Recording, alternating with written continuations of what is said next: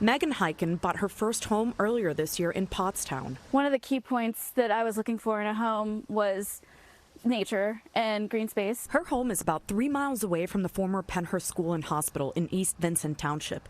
The community's residents are debating whether to develop it into a data center. I just don't see any positives to having one in the area. They're going to raise our power bills. I have city water. I don't know how that's going to play into it. She's among those leading the opposition efforts, creating and distributing a petition against it, which now has more than 11,000 signatures. You want to live 800 feet from a data center? These conversations aren't just happening with the Pennhurst site. They're going on in Plymouth Township and Falls Township, where data center developments are also proposed.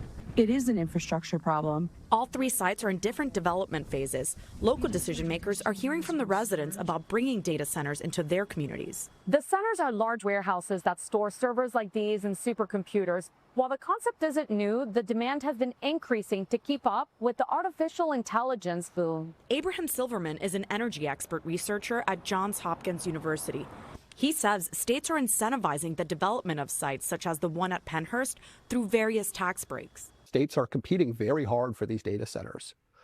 They really do see them as drivers of both tax revenue and economic development opportunities. While local municipalities have the final say, leaders at the state level are championing the projects. Rick Steiger is Pennsylvania's Secretary of Community and Economic Development. We know we've got an AI race to win globally, and we want Pennsylvania to play a key part in winning that race. Now, all that being said, there clearly have been some communities and municipalities that have articulated some skepticism of data centers. The state offers tax breaks for businesses that build new data centers around the state. They're exempt from sales and use taxes for constructing the warehouses and for all the material inside, like servers. To qualify, a company must commit to a $75 to $100 million investment and 25 to 45 new jobs, depending on how big the population is where the data center is to be built. 12 companies benefited from the program last year, a state report shows. Why give trillion-dollar companies these tax breaks?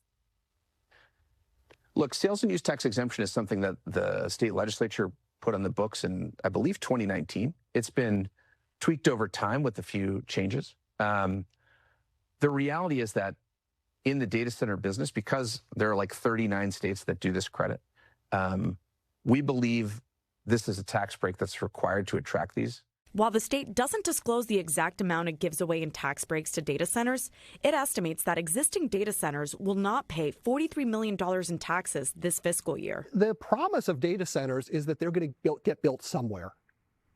And if you're going to pay the higher rates resulting from the data centers, let's take the jobs, let's take the tax revenue. For the investigators, Claudia Vargas, NBC 10 News.